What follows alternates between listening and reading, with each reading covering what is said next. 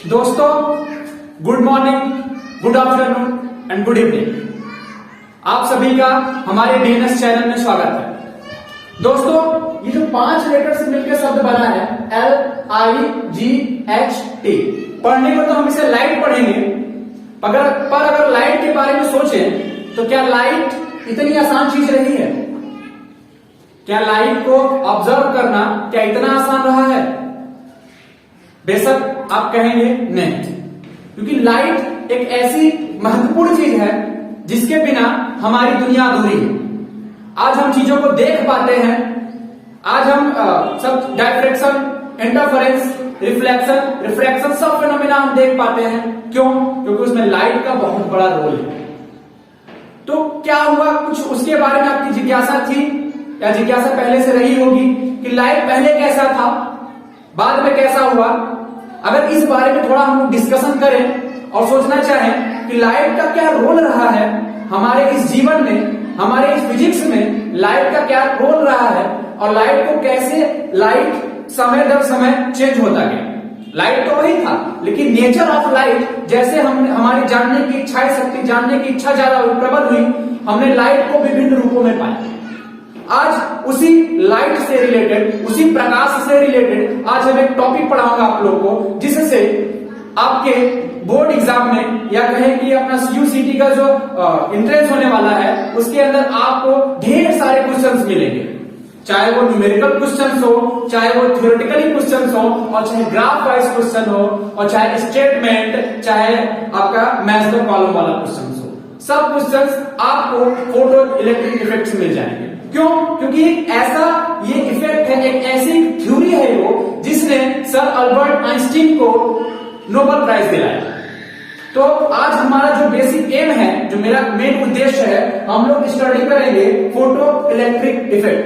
I am not going to discuss about the photoelectric effect today. Basically मैं आज क्या करूंगा, आज आपको बताऊंगा history behind photoelectric effect, और इसका आपका एक प्लेलिस्ट बनेगा, एक लेक्चर सीरीज बनेगी जिसमें आपको मैं जीरो से हीरो तक ले जाऊंगा और सारे सवाल को सॉल्व कराऊंगा। मुझे सॉल्व कराने की जरूरत नहीं है, मेरा पूरा कॉन्सेप्ट ऐसा ही क्लियर कराऊंगा कि आप सवाल देखते ही आपका लग जाए। तो थोड़ा जानते हैं कि लाइट का क्या रोल रहा है, लाइट का क्या प्ले रहा है हमारे जीवन में। लाइट क्या जितनी आसानी दिखती है, आती है, अर्थ में गिरती है, स्कैटर्ड होती है, थोड़ी हमको गर्मी देती है, क्या लाइट इतनी आसान है? क्या लाइट इतना इजी है जितना हम देख पाते हैं? जरा उसके बारे में हिस्ट्री खंगाल के देखा हमने, तो देखा कि लाइट कैसे समय दर समय कैसे परिवर्तित हो गया, यानी उसका नेचर जो था कैसे, जैसे हमारी जानने की इच्छा शक्ति प्रबल हुई, हमने लाइट को विभिन्न प्रारूपों में पाया। तो सबसे पहले हम जानेंगे क्या history behind photoelectric effect. इसमें दो चीज है बच्चों फोटो इलेक्ट्रिक इफेक्ट में, एक तो है फोटो, एक है इलेक्ट्रिक। यानी एक चीज है वो प्रकाश से रिलेटेड है, यानी फोटोन है, फोटोन यानी कि प्रकाश से रिलेटेड होता है, और एक होता है इलेक्ट्रिक। इलेक्ट्रिक मतलब विद्युत धारा से रिलेशन होता है, जहां इलेक्ट्रॉन्स आते हैं। तो दो चीज है, एक फोटॉन्स है, फोटॉन जो है लाइट के पार्टिकल्स होते हैं। ये शब्द हम समझेंगे कि लाइट एज ए फोटॉन, ये नाम की उत्पत्ति ही कहां से हुई थी। सबसे पहला जानेंगे लाइट, फिर हम आएंगे इलेक्ट्रिक पे, फिर कंबाइन करेंगे, फिर हम पढ़ेंगे फोटो इलेक्ट्रिक इफेक्ट। जब चीज अलग अलग हम डिवाइड करके पढ़ेंगे, फिर दोनों को समराइज करेंगे, तब हमको समझ में आएगा कि क्या ये फोटो इलेक्ट्रिक इफेक्ट होता है। हालांकि थोड़ा बहुत आइडिया सबको होगा, लेकिन आज हम उसको पूरी तरह से निचोड़ के पढ़ेंगे। तो चलो शुरू करते हैं। लाइट को पहला जो कॉन्सेप्ट था, हम आते हैं न्यूटन सर के कॉर्पस्कुलर थ्योरी पे। लाइट को न्यूटन सर के पहले हेथम नाम के साइंटिस्ट थे, उन्होंने भी लाइट को ऑब्जर्व करना शुरू किया। देखा कि लाइट जो आ रही है, लाइट क्या है, ये रिफ्रैक्शन फिनोमेना सब न्यूटन सर के पहले हो गया था। इसलिए उन्होंने अपना रिफ्रैक्शन का फिनोमेना दिया, और रिफ्लेक्शन का फिनोमेना भी सब न्यूटन सर के पहले हमको पता था। लेकिन न्यूटन सर के आते आते लाइट क्या है, नेचर कैसा है, इसको सबसे पहले एनालाइज करने वाले हमारे न्यूटन सर थे। इन्होंने कॉर्पस्कुलर थ्योरी दी। कॉर्पस्कुलर होता है मतलब बच्चों एक बहुत छोटा पार्टिकल्स, बहुत टीनी पार्टिकल, मासलेस पार्टिकल, जिसका कोई मास ना हो, ऐसे इनविजिबल मासलेस पार्टिकल। यहीं से हमारा एटम का कॉन्सेप्ट ही शुरू होता है। हालांकि एटम दूसरी चीज है, लेकिन एटम का कॉन्सेप्ट भी यहीं से शुरू होता है। तो न्यूटन सर ने क्या कहा, न्यूटन की कॉर्पस्कुलर थ्योरी है 1671 में, और न्यूटन सर ने क्या कहा था कि लाइट जो है वो एक्चुअली क्या है, वो बना है किससे? बहुत छोटे छोटे मासलेस पार्टिकल से, छोटे छोटे मासलेस पार्टिकल से, जिसको उन्होंने नाम दिया कॉर्पुस्कुलर्स। और इस थ्योरी में जो उन्होंने पूरा डिस्क्राइब किया, law of reflection, interference, diffraction, सब उन्होंने अपनी कॉर्पुस्कुलर थ्योरी से बताने की कोशिश की। अगर हम बात करें रिफ्लेक्शन फिनोमिना की, तो कहते हैं जब प्रकाश किसी माध्यम में आकर किसी सतह से टकराकर अपारदर्शी सतह से टकराकर उसी माध्यम में वापस लौट जाती है, तो इस क्रिया को हम प्रकाश का परावर्तन कहते हैं। न्यूटन ने अपने कॉर्पुस्कुलर थ्योरी से दिखाया कि हम एक बॉल मॉडल दिखाया, और इस तरीके से अगर मैं यहां दिखाना चाहूं तो उन्होंने ऐसे दिखाया कि एक बॉल है, अगर ये बॉल आ रही है, सरफेस पे इंसिडेंट कर रही है, ये बाउंस बैक होके इधर चली जाएगी, और ये नॉर्मल अगर हम ड्रॉ करें तो, यानी कि अगर यहाँ बॉल का और सरफेस के साथ इलास्टिक कोलिजन हो रहा है, यानी कि there is no loss in kinetic energy, then ball will bounce back to other side. और जब हम एंगल मेजर करेंगे तो देखेंगे जो एंगल ऑफ इंसिडेंट है वो एंगल ऑफ रिफ्लेक्टेड है।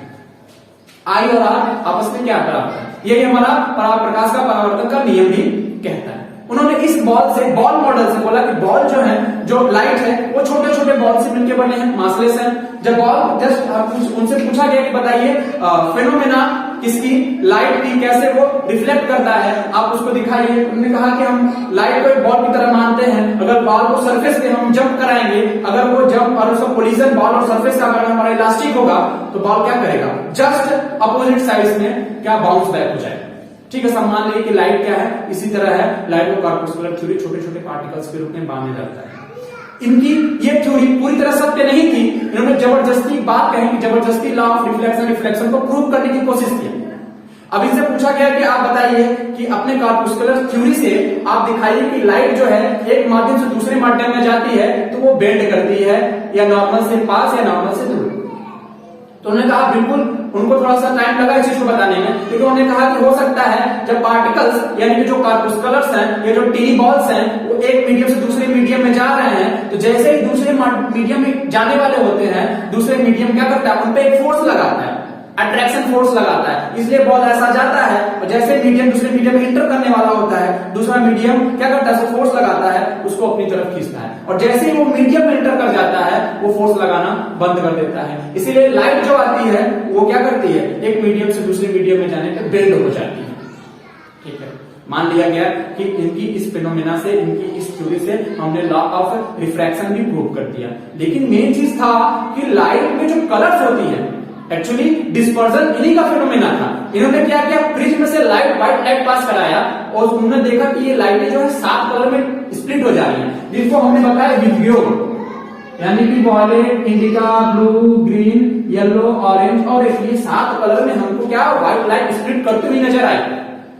तो बताया, तो उसको उनकी इस थ्योरी से प्रूफ करना था। तो उनसे पूछा गया कि आप बताइए कि अपने इस थ्योरी से आप लाइट के 7 कलर को या लाइट के डिफरेंट कलर को आप कैसे देख पाते हैं। तो उन्होंने कहा कि हम मान लेते हैं कि जो वहां बॉल्स हैं, जो टीनी बॉल्स हैं, छोटे छोटे बॉल्स हैं, उनकी साइज क्या है, डिफरेंट है, और due to different in size their colour will be different.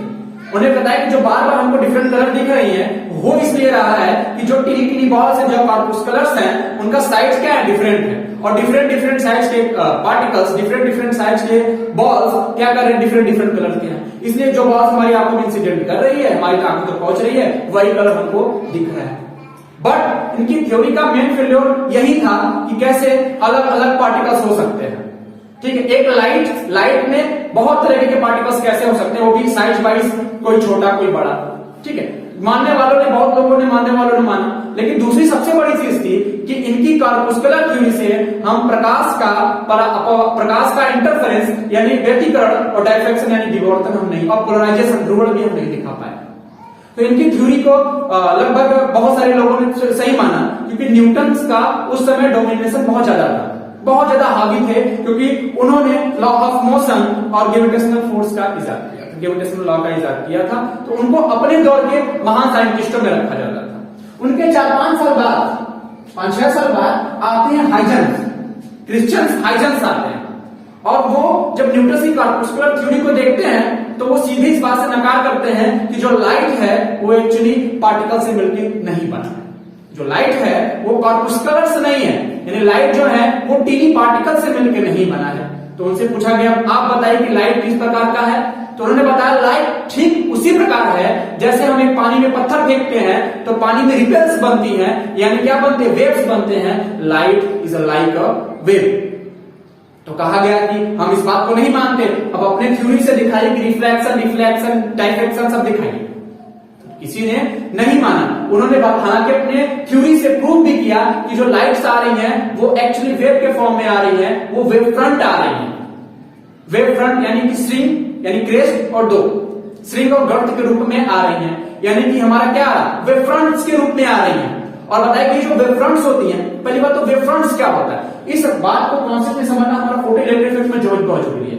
Wave front क्या होता है, वेव फ्रंट होता है collection of points in which are points, collection of points है, किसी मीडियम में पॉइंट का कलेक्शन है जिनमें सभी पॉइंट क्या होते हैं, सेम फेज में होते हैं, जिसमें सभी पॉइंट सेम कालांतर में होते हैं, एक कालांतर में होते हैं। उन्हीं पॉइंट्स का जो कलेक्शन बनता है उसे हम बोलते हैं वेव फ्रंट बोलते हैं। अब ये वेव फ्रंट क्या होता है, प्लेन वेव फ्रंट होता है, स्फेरिकली भी हो सकता है, सिलेंड्रिकली भी हो सकता है, डिपेंड करता है कि हमारा लाइट सोर्स क्या है। और इन्होंने बताया कि जो वेव फ्रंट होती हैं वो एक्चुअली वेव फ्रंट क्या होती हैं, parallel perpendicular to the ray of light, जो प्रकाश की किरण होती है उसके परपेंडिकुलर होती है। अगर लाइट बहुत दूर से आ रही है तो आपको पहले से पता है, 9th 10th में आपने पढ़ा है, अनंत से आने वाली प्रकाश की किरणें क्या होती है, समानांतर आती है एक दूसरे के। तो जब हमको इस समानांतर किरण के अकॉर्डिंग हमको वेव फ्रंट बनाना होगा तो वेव फ्रंट हमको ऐसे प्लेन वेव फ्रंट मिलेगा। मेरा डायग्राम ऐसे ही बना होगा तो वो बात नहीं है, लेकिन अगर रे ऐसे आ रही है तो वेव फ्रंट इसके परपेंडिकुलर होगा। ठीक है, तो उन्हें बताया कि अगर हमारा ऐसा कोई पॉइंट ग्रुप में कोई हमारा वो है, अगर पॉइंट ग्रुप में कोई हमारा सोर्स है, उससे लाइटें ऐसे ऐसे निकल रही हैं, तो अगर हमको यहाँ पे वेव फ्रंट दिखाना है तो हम ऐसे स्फेरिकली वेव फ्रंट ड्रॉ करेंगे। देखेंगे कि ये भी रे, ये रे और ये रे, सब रे क्या है, वेव फ्रंट के परपेंडिकुलर है। तो बोला कि वेव फ्रंट क्या है, कलेक्शन ऑफ पॉइंट है, जिसमें सभी पॉइंट क्या है, मीडियम में पॉइंट का कलेक्शन है, जिसमें क्या है, सभी पॉइंट, जब सभी क्या है, पॉइंट सेम फेज में है। और ये जो वेव फ्रंट है हमेशा रे के प्रोपागेशन के परपेंडिकुलर ही वेव फ्रंट होता है। वेव फ्रंट से हाइजेंस ने, क्रिश्चियन हाइजेंस ने वेव फ्रंट से दिखाया कि प्रकाश, उन्होंने दिखाया प्रकाश का परावर्तन, रिफ्लेक्शन, रिफ्रैक्शन सब फिनोमेना दिखाया। लेकिन उनकी इस थ्योरी को पूरी तरीके से नकार दिया गया। क्यों नकार दिया गया, क्योंकि इनके 1671 न्यूटन सर के बाद लगभग 7 साल बाद हमारे हाइजेंस सर ने वेव थ्योरी दी। लेकिन उनके इस थ्योरी को इसलिए नकार दिया गया क्योंकि उस समय न्यूटन सर का वर्चस्व बहुत ज्यादा था, वो डोमिनेट करते थे हर एक साइंटिस्टों पर, क्योंकि उनका हर एक फील्ड में इन्वॉल्वेशन था। चाहे वो कैलकुलस की बात हो, कैलकुलस की इजाद भी इन्होंने ही की थी। इनके पीछे बहुत बड़ी कहानी है, कैसे उन्होंने 2 साल कमरे में बंद रह के कैलकुलस नामक मैथमेटिक्स का इजाद किया, जो आज हमारे फिजिक्स में बहुत बड़ा रोल प्ले करता है। ठीक है, वो किसी अलग दिन बताएंगे। ठीक है, लेकिन इनकी थ्योरी को पूरी तरह नकार दिया गया हाइजेंस के। क्यों, क्योंकि न्यूटन, क्योंकि पहली बात तो हाइजेंस के पास कोई एक्सपेरिमेंटल प्रूफ नहीं था, कोई एक्सपेरिमेंटल प्रूफ नहीं था। और दूसरी बात है कि इन्होंने वाया इमेजिनेशन करके उन्होंने बताया भी कि लाइट वेव है, लेकिन माना नहीं गया क्योंकि न्यूटन सर डोमिनेट करते थे, सब इनकी बातों को नकार दिया।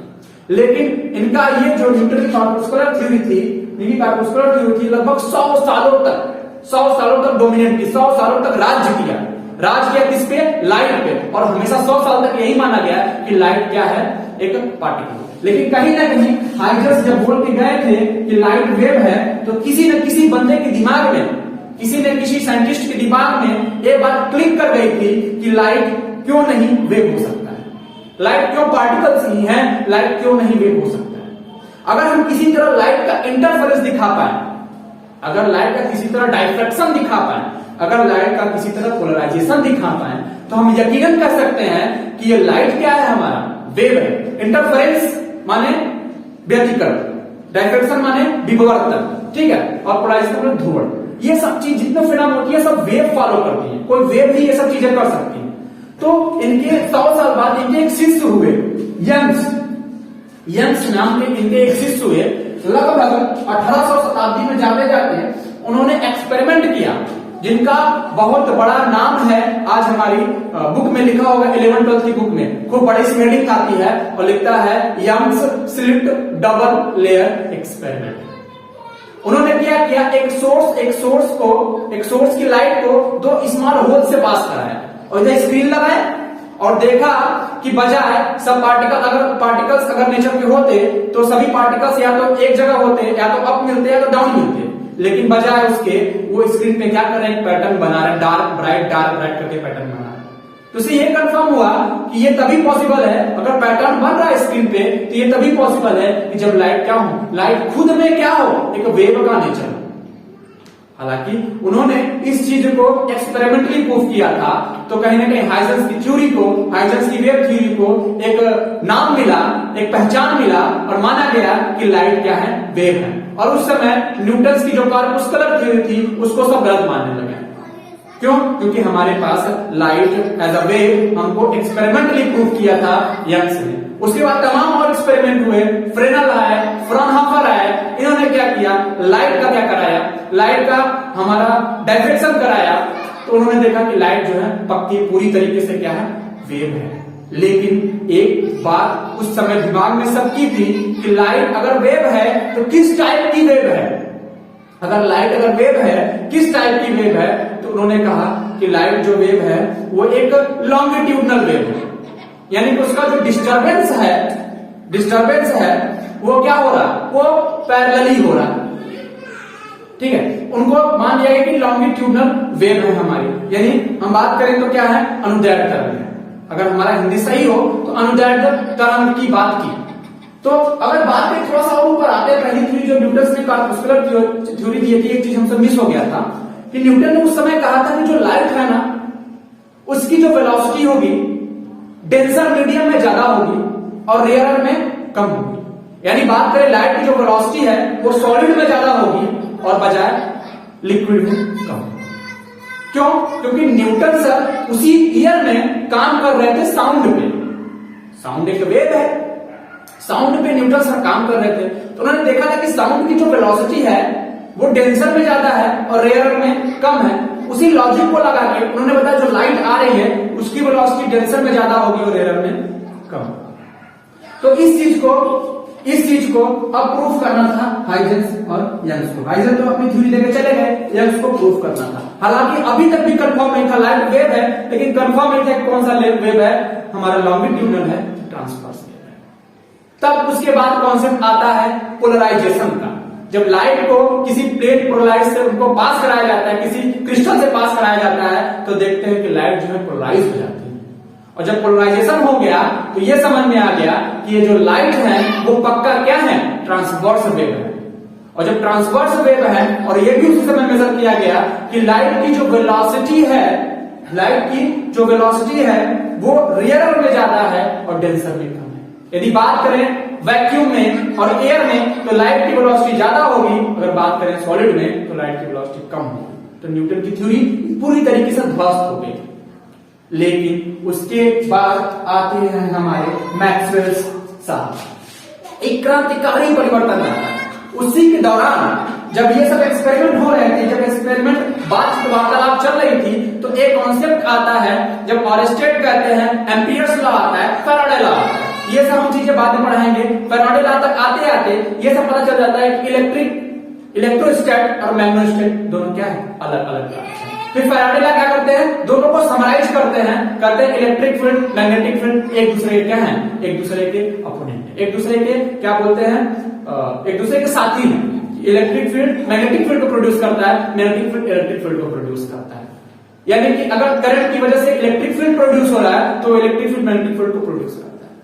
लेकिन अभी किसी के पास मैथमेटिकली कोई प्रूफ नहीं था। सर क्या हमारे जेम्स क्लर्क मैक्सवेल क्या कर रहे थे, इसी पे एक्सपेरिमेंट कर रहे थे।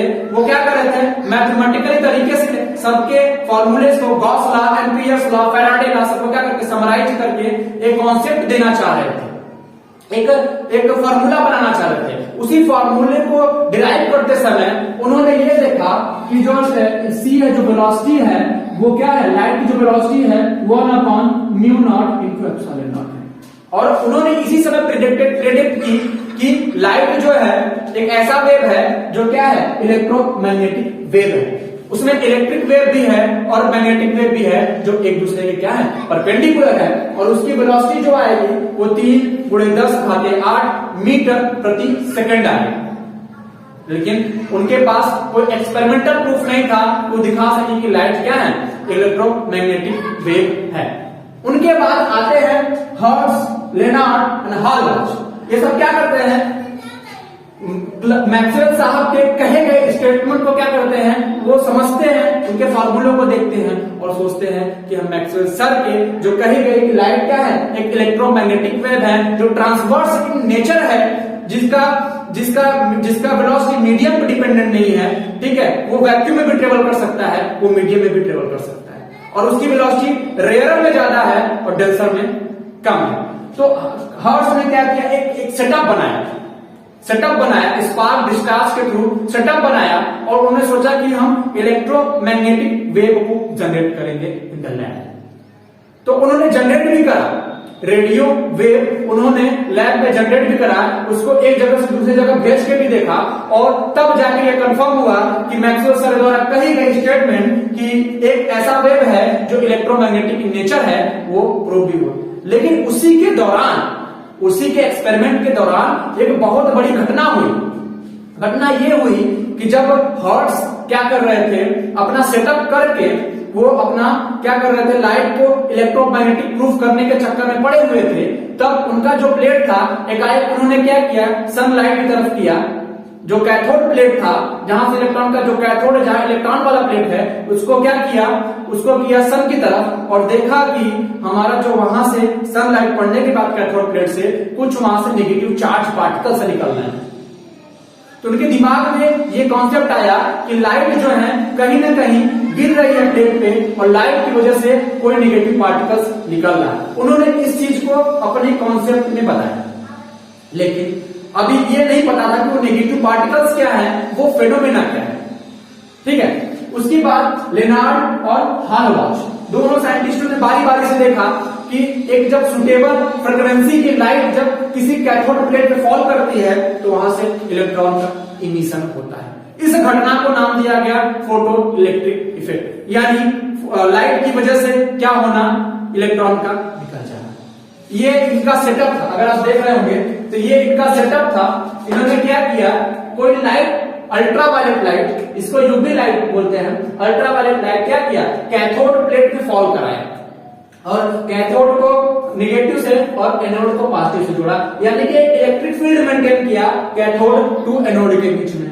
अगर इन केस ऑफ लाइट की वजह से इस कैथोड से कोई इलेक्ट्रॉन निकलता है ड्यू टू पॉजिटिव चार्ज, ये खींचे चले आएंगे और एनोड तक पहुंचेंगे, और जब कोई इलेक्ट्रॉन यहां से यहां तक ट्रेवल करके एनोड तक आएगा तो एनोड उसको रिसीव करेगा, और यहाँ एक एमीटर लगा है, पूरा सर्किट कंप्लीट हो जाएगा, एक धारा बहेगी और पता चल जाएगा कि इस सर्किट में इलेक्ट्रॉन यहां से निकल के यहां तक आए हैं, क्योंकि बीच में कोई और चीज नहीं है, कैरी करने वाला कोई चीज नहीं। यानी लाइट जैसे ही पड़ी अल्ट्रावायलेट लाइट, देखा गया कि इलेक्ट्रॉन यहां से जंप किए, निकले और सीधे एनोड तक पहुंचे, और एनोड तक पहुंचते हुए यहाँ एमीटर पे हमको रीडिंग मिली। तो ऐसा कहा गया कि जो लाइट आ रही है वो फोटॉन को बाहर निकाल रही है, वो लाइट के पार्टिकल्स को बाहर निकाल रही है, यानी कि वो जो लाइट आ रही है वो इलेक्ट्रॉन को बाहर निकाल रही है। इस घटना को नाम दिया गया फोटो इलेक्ट्रिक इफेक्ट। लेकिन ये क्यों था, कैसे था, किसी को कुछ आइडिया नहीं था। क्यों? क्योंकि इसमें 3 बहुत बड़ी चीजें निकल के आई थी।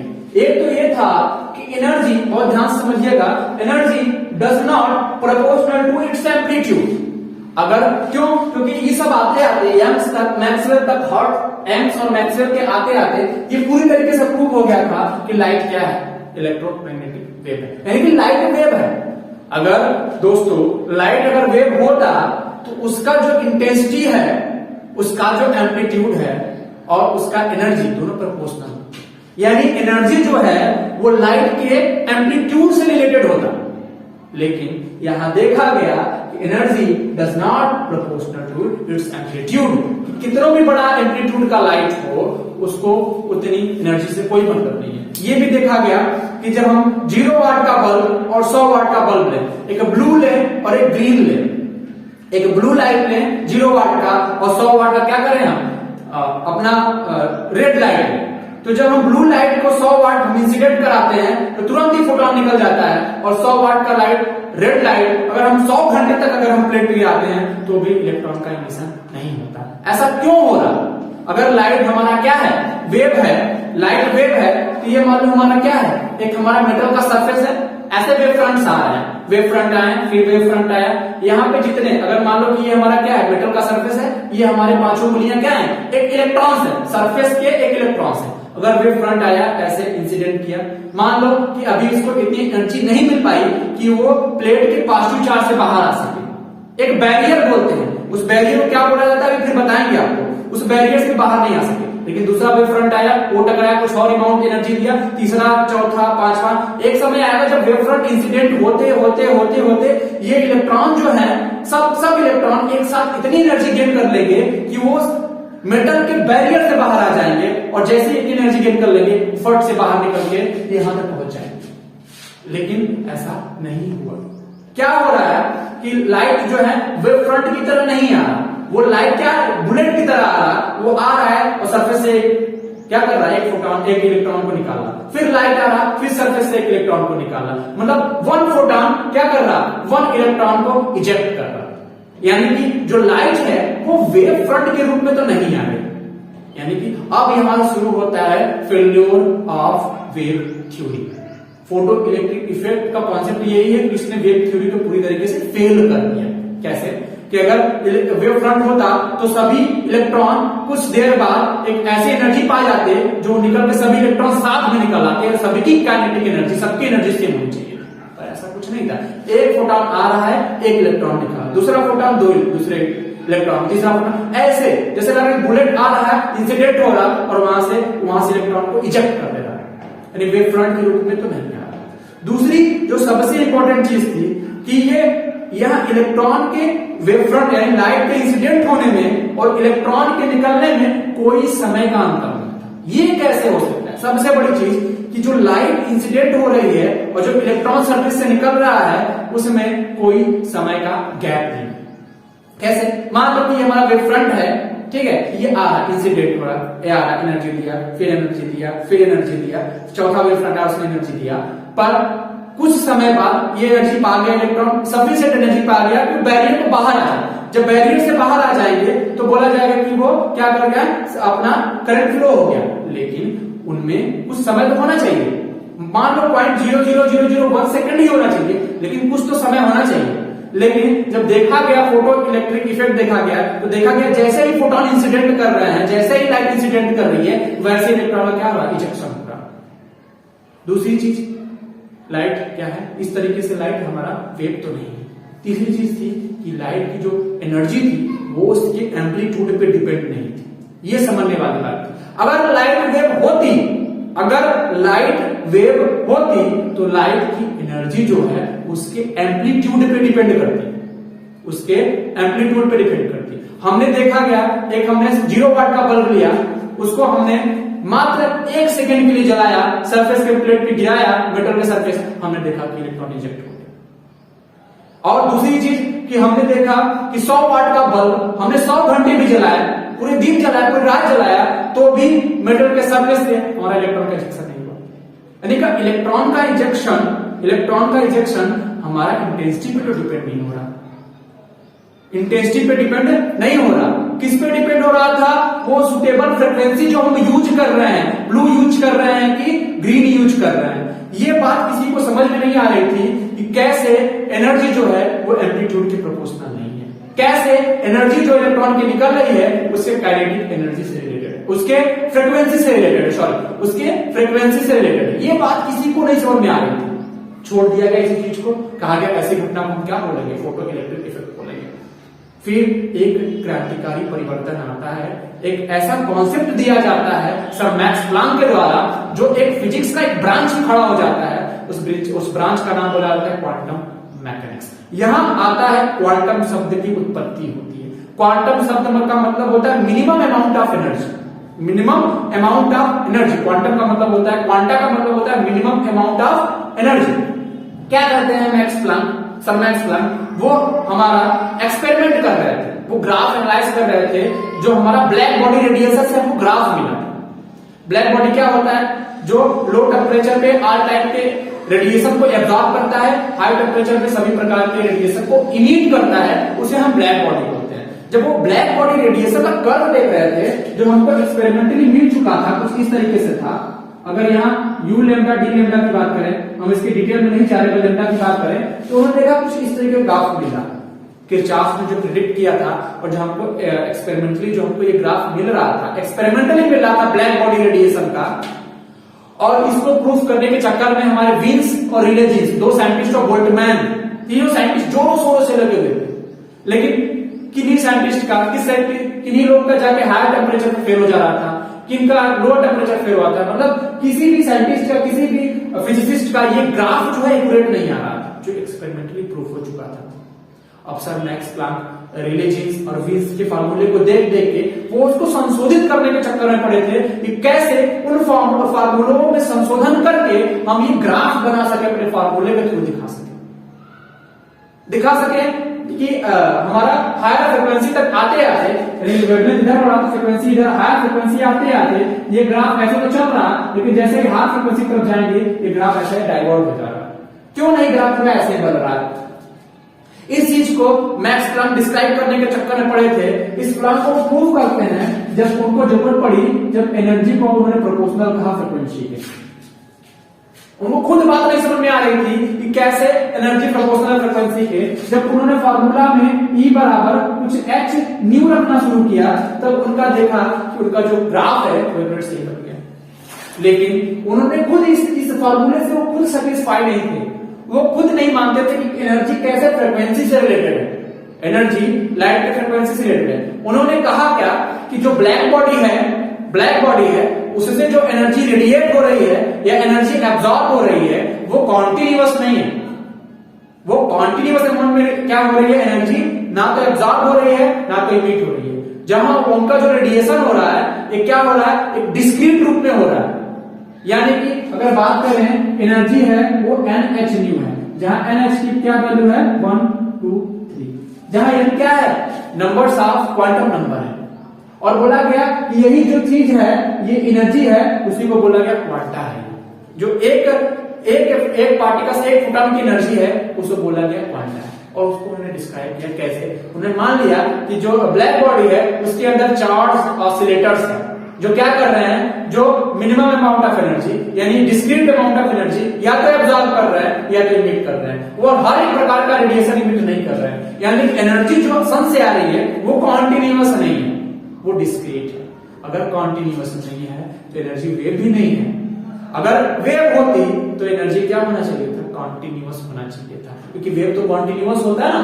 तो वेव क्या होता है, कॉन्टिन्यूअस होता है। अगर एनर्जी कॉन्टिन्यूअस है, अगर एनर्जी कॉन्टिन्यूअस है तो ये हमारा लाइट क्या होना चाहिए, जो लाइट इमिट हो रहा है, जो रेडिएशन इमिट हो रहा है वो हमारा वेव में चला होना चाहिए। पर ऐसा हो नहीं रहा, हमको ये ग्राफ मिल नहीं रहा था। हम उस वेव थ्योरी से प्रूव कर रहे थे, क्लासिकल थ्योरी से प्रूव कर रहे थे, तो हमारा ये ग्राफ मिल नहीं रहा था। जब हम क्वांटमली इसको ट्रीट करने लगे, जब लाइट को हम क्या मानने, जो रेडिएशन को हम क्या मानने लगे, हम डिस्क्रीट मानने लगे, यानी पैकेट्स ऑफ एनर्जी मानने लगे, तो हमारा क्या हुआ, हमारा ग्राफ भी सही बनने लगा। तो उन्होंने ये कॉन्सेप्ट दिया कि E बराबर क्या है, NH न्यू है। H क्या है, प्लैंक कांस्टेंट है। इसके बारे में हम आगे जब फोटो इलेक्ट्रिक बताएंगे तो बताएंगे प्लैंक कांस्टेंट का क्या यूज है। लेकिन अब एनर्जी को यहां तक इन्होंने फ्रिक्वेंसी से रिलेट कर दिया था। अब एक नई नींव रखी जा रही थी क्वांटम मैकेनिक्स की। अब यहां प्रोटॉन नाम की उत्पत्ति होने वाली थी। इसी चीज को आइंस्टीन सर, अल्बर्ट आइंस्टीन अपने यंग एज में लगभग 23-24 साल को, उनका प्रकाश से बहुत अच्छा संबंध था। वो प्रकाश को देखते रहते थे, एनालाइज करते रहते थे। वो उन्होंने क्या किया, सर मैक्स प्लैंक की क्वांटम थ्योरी को उठाया और कहा कि ये जो ब्लैक बॉडी से जो रेडिएशन हो रही है, जो लाइट निकल रही है, वो लाइट ही सिर्फ डिस्क्रीट नहीं होती, अपितु जो सन से भी लाइट आ रही है वो भी क्या है, एक डिस्क्रीट है। वो भी क्या है, एक डिस्क्रीट अमाउंट में आ रही है। यानी क्या है, पैकेट्स के रूप में आ रही है, वेव पैकेट्स के रूप में आ रही है। यानी किसी वो जो एनर्जी है वो क्या आ रही है, ऊर्जा के छोटे छोटे बंडलों के रूप में आ रही है। अगर एग्जांपल दें, जैसे कि हम कहें कि अब एक मग से पानी गिरा हो अप टू डाउन, तो मग से जो पानी गिरेगा उसका धार जो रहेगा वो क्या है, कॉन्टिन्यूअस है। लेकिन अगर उसी पानी को हम पैकेट में, पानी के पैकेट में भर भर के आपके पास पहुंचाएं तो बोलेंगे वो क्या है वेव पैकेट्स, यानी उसके अंदर भी एनर्जी है लेकिन वो कॉन्टिन्यूअस नहीं है, वो क्या है, डिस्क्रीट है। और जो एनर्जी को कैरी करने वाला पार्टिकल्स है उसको नाम दिया गया क्या, फोटॉन्स है। ठीक है, तो जितने फोटॉन्स होंगे उतनी उसके अंदर एनर्जी होगी। तो E बराबर NH/ν का कॉन्सेप्ट यूज करके सर अल्बर्ट आइंस्टीन ने फोटो इलेक्ट्रिक इफेक्ट की घटना को, इसके नियम को पूरी तरह से व्याख्यात किया और बताया कि लाइट क्या है, लाइट ड्यूअल नेचर का है, लाइट क्या है, पार्टिकल भी है, लाइट वेव है, इसीलिए नाम दिया गया दोनों को मिला के वेव पार्टिकल ड्यूअलिटी। इसी चीज को डी ब्रोगली साहब आगे क्या करते हैं, बताते हैं, एक थ्योरी देते हैं, कहते हैं कि फोटॉन ही क्यों, दुनिया के जितने भी मैटर्स वेव हैं सब ड्यूअल नेचर के होते हैं, सब वेव के साथ साथ पार्टिकल नेचर भी एसोसिएट करके चलते हैं। इसके बाद डेविसन और जर्मर ने जब इलेक्ट्रॉन का डायफ्रैक्शन फेनोमेना, इलेक्ट्रॉन का डायफ्रैक्शन देखा तो ये प्रूफ हो गया कि जो पार्टिकल्स हैं, जो सब एटॉमिक पार्टिकल्स हैं, जो मैटर्स वेव हैं, वो क्या करते हैं, वो सब क्या करते हैं, सब ड्यूअल नेचर के होते हैं। लेकिन पहला dual nature sir Albert Einstein के द्वारा दिया गया था और बोला गया था लाइट क्या है, ड्यूअल इन नेचर है, वो क्या है, कॉन्टिन्यूअस नहीं है, वो क्या है, ऊर्जा के छोटे छोटे बंडलों के रूप में है। जब उन्होंने ऊर्जा के छोटे छोटे बंडलों के रूप में माना तो उन्होंने इस बंडल से अपना फोटो इलेक्ट्रिक इफेक्ट की घटना को दिखाया और बताया कि एनर्जी क्या है, NH/ν है, यानी एनर्जी प्रोपोर्शनल टू फ्रीक्वेंसी है। तभी तो क्या हो रही थी, हम सुटेबल फ्रीक्वेंसी की लाइट ही क्या कर रही थी, इलेक्ट्रॉन को मिनिमम अमाउंट ऑफ एनर्जी दे रही थी, तो क्या हो जाए, सरफेस से बाहर हो जाए। हमारा इंटेंसिटी से कोई लेना देना नहीं था, चाहे हम 200 वाट का बल्ब जला दें, 400 वाट का बल्ब जला दें, अगर उसकी फ्रीक्वेंसी मिनिमम फ्रीक्वेंसी नहीं होगी तो क्या होगा, हमारा वो ये सरफेस से इलेक्ट्रॉन का इजेक्शन नहीं होगा। लेकिन अगर हम 0 वाट का भी बल्ब चला दें और वो frequency minimum amount of frequency होगी तो तुरंत ही इंस्टेंटेनियसली क्या करेगा, सरफेस से इलेक्ट्रॉन को निकाल देगा। और जो मिनिमम अमाउंट ऑफ फ्रीक्वेंसी चाहिए होती है सरफेस से इलेक्ट्रॉन को बाहर निकालने के लिए, इसी को बोला गया थ्रेशोल्ड फ्रीक्वेंसी, देहली आवृत्ति। और जो इलेक्ट्रॉन निकलते हैं एनर्जी गेन करने के बाद सरफेस के बैरियर से, उसी को बोला गया ये क्या है, वर्क फंक्शन, यानी कार्यफलन ऑफ द मेटल, यानी कि जितनी मिनिमम अमाउंट ऑफ एनर्जी चाहिए उस इलेक्ट्रॉन को सरफेस के बैरियर से बाहर आने के लिए, उसे क्या बोलते हैं, हम वर्क फंक्शन बोलते हैं। तो दोस्तों ये रहा आज का हमारा पूरा lecture, history behind photoelectric effect. कैसा लगा आपको? यदि अच्छा लगा तो लाइक करें, सब्सक्राइब करें और शेयर करें, और हाँ, उन बच्चों तक जरूर पहुंचाएं जो समझना चाहते हैं कि फोटो इलेक्ट्रिक इफेक्ट के पीछे कितना बड़ा राज्य है। और क्या करते हैं, हम आते हैं इसके पार्ट सेकंड में, तो आपको बताते हैं क्या कुछ इंपॉर्टेंट फार्मूलाज जो डायरेक्ट सवाल आते हैं और कुछ फोटो अल्बर्ट आइंस्टाइन सर के फोटो इलेक्ट्रिक इक्वेशन पे। तो मिलते हैं नेक्स्ट क्लास में, तब तक के लिए बाय बाय, थैंक यू और लाइक शेयर सब्सक्राइब।